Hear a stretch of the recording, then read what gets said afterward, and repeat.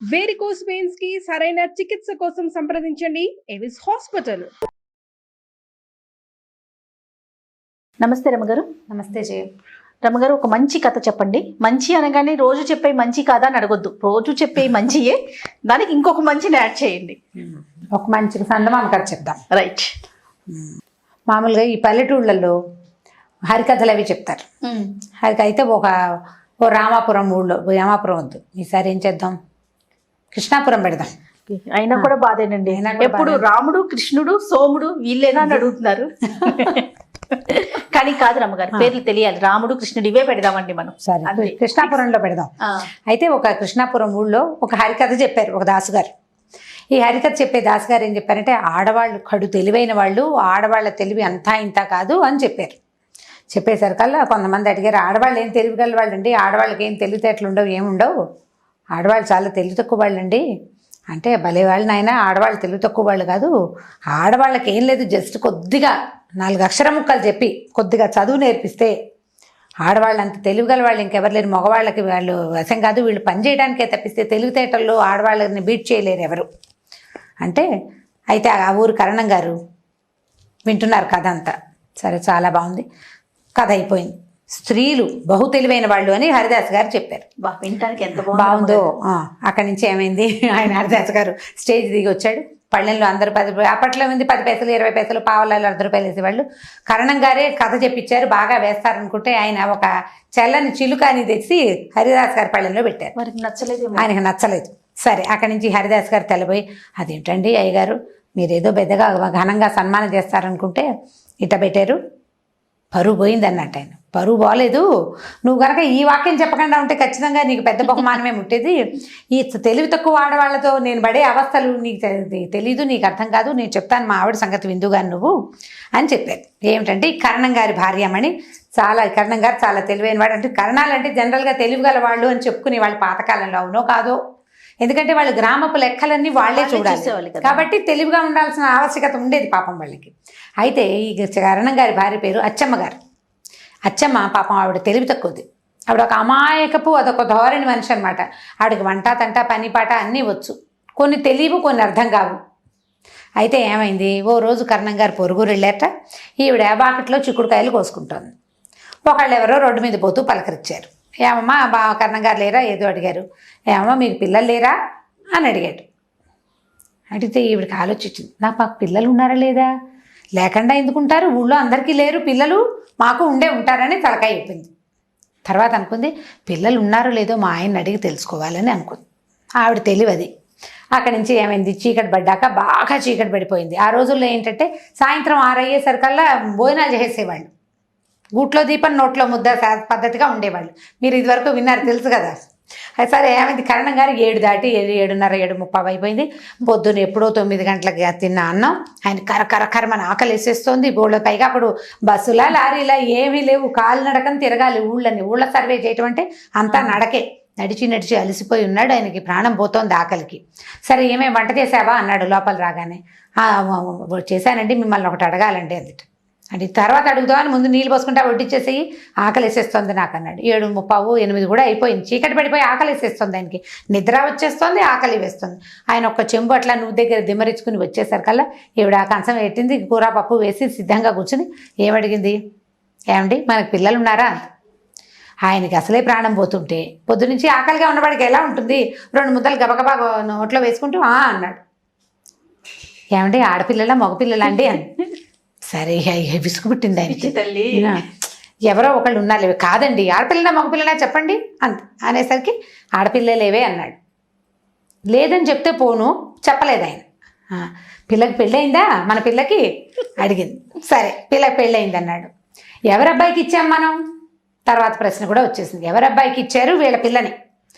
ఇక ఆలోచించాడు, విసుగు పుట్టింది ఆయనకి. గబగబా తినేస్తున్నాడు ఆయన స్పీడ్గా. ఇది చెప్పలేక సమాధానం, ఎవడో లేని ఉన్నాడే ఆయన పేరు వల్లకాట్లో రామనాథయ్య, ఆయనకి ఇచ్చామన్నాడు. ఈవిడ పేరు గుర్తుపెట్టుకుంది.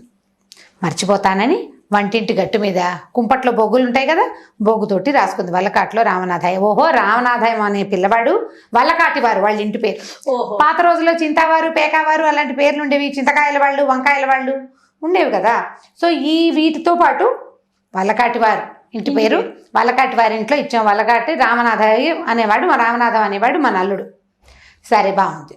ఆవిడ అమ్మో పెళ్ళుందని, పిల్లకి పెళ్ళయిందని, ఊళ్ళకి పురులు పోసామో లేదో అవన్నీ ఆలోచించుకుంటుంది. ఒక 3-4 రోజులు గడిచినాయి. ఎండాకాలం మధ్యాహ్నం 1 గంట 2 గంటల వేళ ఈవిడ ఏం చేసింది, 4 గంటలకి చేసుకోవాల్సిన టిఫిన్ కోసం దెబ్బరెట్ వేసుకోవాలంటే 2 గంటకి 2ంటికి పప్పు రుబ్బుకోవాలి కదా, మినపప్పు రుబ్బుకుంటుంది. రుబ్బుతుంటే ఏమైంది, బయట నుంచి ఎవరో తలుపు కొట్టారు. పాతకాలపు ఇళ్ళు కదా, ఈవిడ దొడ్లో వెనకాల పెరట్లో ఎక్కడో రుబ్బుతోంది. వాకిలి గుమ్మం బోళ్ళు దూరం ఉంది. ఈవిడ వెళ్ళే లోపల తలుపు కొట్టేవాడు ఇంకా జోరుగా కొట్టాడు. ఈ భర్త గారు ఏం చెప్పాడంటే, ఈవిడ అమాయకురాలు కదా, తలుపులు తీయద్దు, పేరు అడిగితే కానీ తీయకూడదు, పేరు చెప్పాలి అవతల వాడు చెప్తే కానీ తీయద్దు అన్నాడు.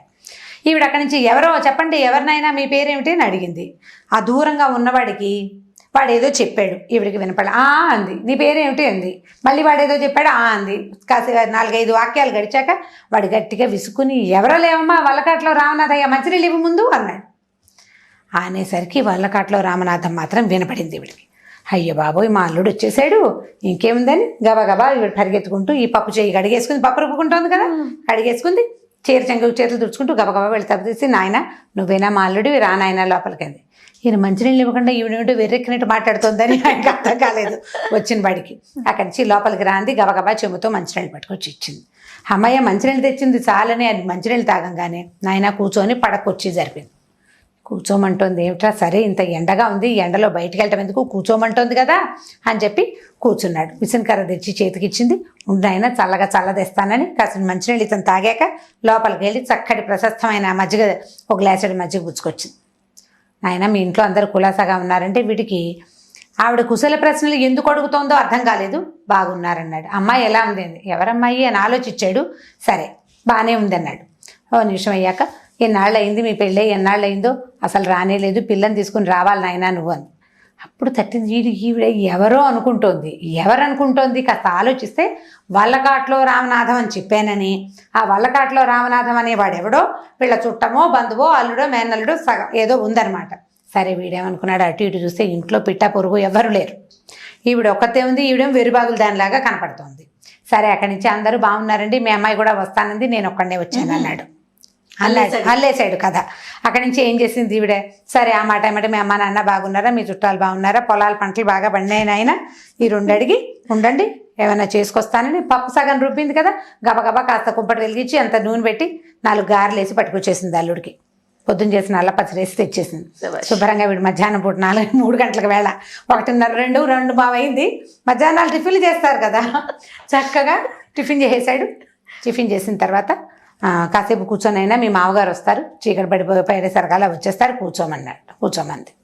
కాసేపు టిఫిన్ తిన్నాడు, మజ్జిగ తాగాడు, మంచినీళ్ళు తాగాడు. సేద తీరిన తర్వాత వెళ్ళొచ్చులే అనుకున్నాడు. అప్పుడు బాగా ఆలోచిస్తే వాడికి తట్టింది, ఇది కరణం గారిల్లు, కరణం గారు బాగా సంపాదించాడు, ఆయనకి పిల్ల జల్లా లేరు, మూటా ముల్లా బాగానే ఉంటాయి వీళ్ళ దగ్గర. సరే అక్కడి నుంచి అన్నాడు, నేను మీ అమ్మాయి మళ్ళీ వస్తామండి, ఇప్పుడు వెళ్ళిపోతాను, అసలు నేను ముఖ్యంగా ఈ పని మీదే వచ్చాను, మా మేనత్త గారింట్లో పెళ్ళికి వెళ్ళాలి, వస్తువులు ఏవీ లేవు, ఏం వెళ్తామని మీ అమ్మాయి బాధపడుతుందంటే, అదేమిటైనా వస్తువులు ఎందుకు లేవు, కంటే కాసుల పేరు అన్నీ నా దగ్గరే ఉన్నాయి అంది. అనేసరికల్లా నేను తెచ్చిస్తాను. అయితే ఆ ఎరువివ్వండి అత్తగారు, కంటే కాసుల పేరు అవి తెచ్చిస్తే పెళ్లి నుంచి ఇటే వస్తాం మేము. పెళ్ళికి వెళ్ళి పెళ్లి నుంచి ఇటే వస్తాం. అక్కడి నుంచి మేనత్త గారు ఇల్లు వాకిలి భోగట్టా చేశారు ఇద్దరు కలిసి. ఆవిడ ఈ మేనత్త ఊరు పేరు ఈవిడికి ఏం తెలీదు. మేనత్తలు లేకుండా ఎలా ఉంటారు, పిల్లలు లేకుండా దేశంలో ఉన్న వాళ్ళందరికీ పిల్లలు ఉన్నారు, అసలు లేని కూతురు చేసుకుంటోంది ఆవిడ.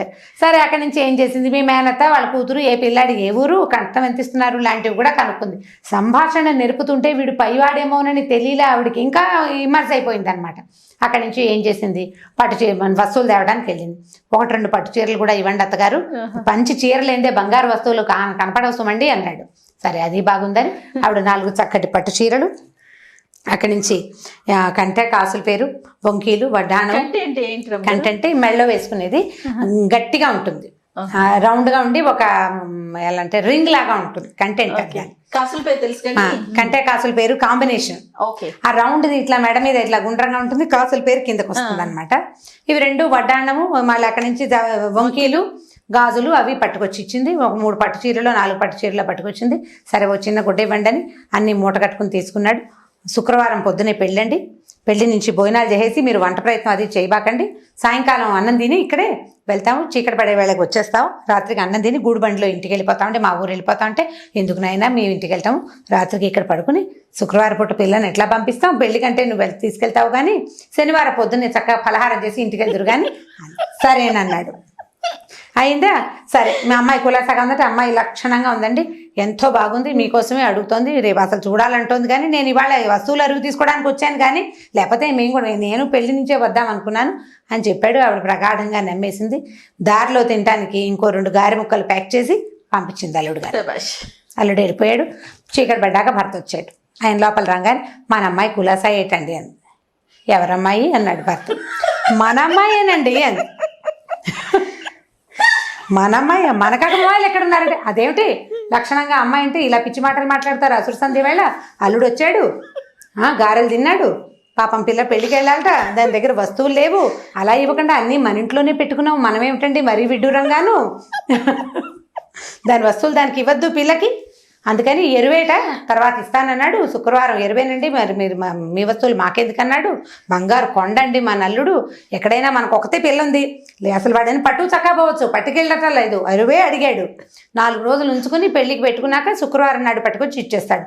అనగానే కంటే కాసులు ఈయన వెంటనే ఏ వస్తువులు ఎరువు ఇచ్చావే అన్నాడు. కంటే కాసుల పేరు లెక్క లైన్ చెప్పేసింది ఆవిడ.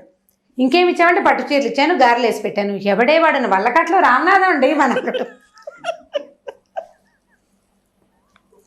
అనగానే నిర్ఘాంతపోయాడు. అయ్యో, ఆ రోజు మనకి పిల్లలు లేరని ఒక్క వాక్యం చెబితే సరిపోయేదానికి అనవసరంగా విసుగుపడి అలా వలకాట్లో రామనాథం అని చెప్పాను వెర్రిబాగులు దానికి.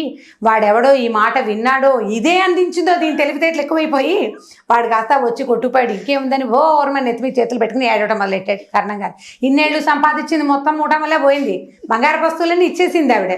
ఆయన ఏడుస్తుంటే ఈవిడేమనుకుంది, అయ్యో అల్లుడికి కూతురికి ఏమైనా ముంచుకొచ్చింది, ఈయన బయట నుంచి వచ్చాడు తెలుసుకొచ్చి ఉంటాడు, ప్రయాణంలో అల్లుడికి ఏదో అయిందని ఆవిడ ఏడవటం మొదలుపెట్టింది. తల్లి ఏడుస్తుంటే చుట్టుపక్కల వాళ్ళు చేరారు. చేరితే ఏముంది లబో దిబో, ఈవిడేమో మా అల్లుడు వచ్చాడంటుంది, నా బొంద నేనేదో చెప్తే వాడెవడో ఎత్తుకుపోయాడంటాడు ఆయన. ఇక వస్తువులు పోయాయని ఏడుస్తున్న కరణం గారిని, లేని కూతురికి అల్లుడికి ఏదో జరిగిందని ఏడిచే అచ్చమ్మ గారిని, ఇద్దరిని ఓదార్చి ఆ ఊరి జనం ఇలా కర్మానికి ఎవడ కర్తలు అని అనుకుంటూ పోయారు. ఇప్పుడు హరిదాస్ గారికి ఈ కథ చెప్పారనమాట కరణం గారు. అంత తెలివిగల స్త్రీతోటి ఉంటున్నాను నాయన, స్త్రీలు తెలివిగల వాళ్ళు అని నువ్వు చెబితే నాకు నీకు డబ్బులు ఇవ్వాలనిపించట్లేదు, మరోసారి మా ఊరు రాకు. ఒకవేళ ఏ ఊరైనా వెళ్తే ఇలాంటివి చెప్పకు, స్త్రీలను చదివించండి, స్త్రీలకు కూడా తెలివితేటలు ఉండే అవకాశం ఉంది అనాలి, అంతేగాని స్త్రీలే తెలివిగల వాళ్ళని నువ్వు చెప్పద్దు. తెలివిగల వాళ్ళు కాదు స్త్రీలు, వాళ్ళని కొంత చదివించాలి, కొంత తెలియచేయాలి, కొంత లోకజ్ఞానం అలవరిచి పెళ్లిళ్ళు చేయాలి.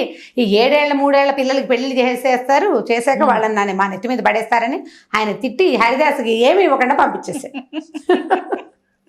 ఇప్పుడు ఈ వల్లకాట్లో రామనాథం గారి కథని తెలుసుకుని మీరు పిల్లలకి చెప్పాలి. ఎలా చెప్తారో చెప్పండి, మీ ఇష్టం.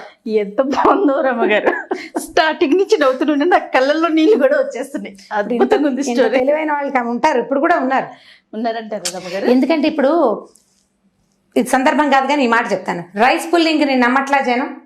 రైస్ పుల్ చేస్తాం, రైస్ పుల్లింగ్, ఈ బియ్యం ఒక చోట ఉండి బియ్యాన్ని లాగుతుంది, దానివల్ల డబ్బు వస్తుంది. బంగారం దీనికి ఈ గంపలో పెట్టండి, రేపు పొద్దుటికి డబల్ అయిపోతుంది. పిచ్చి బొందలు కాదా వీళ్ళందరూ? ఇది తెలివే? కొంతమంది అంట బాబాలను నమ్ముతారు, మంత్రగాళ్ళని నమ్ముతారు. అక్కడెక్కడో భూమిలో భూగర్భ నిధులు ఉన్నాయని, భూగర్భ నిధి ఉంటే మాత్రం నువ్వు ఎలా తీసుకుంటావు? గవర్నమెంట్ కాదు, దానికోసం వెళ్తా. అత్యాస కాదు రమ్మగారు, మెరుగు పెడతామని చెప్పి వస్తారు, మెరుగు పెట్టే వాళ్ళకి వస్తువులు తీసి ఇచ్చేస్తారు. ఒకటిచ్చి చూద్దాం అనుకోకుండా అన్ని వస్తువులు చేతులు పెడితే అట్లా రోడ్డు మీద బంగారం దొరికిందని 100 రూపాయలు 100 మీదేనా అని మోసం చేసేవాళ్ళు ఉన్నారు. వీళ్ళందరూ తెలివి తక్కువ పెద్దమ్మలే.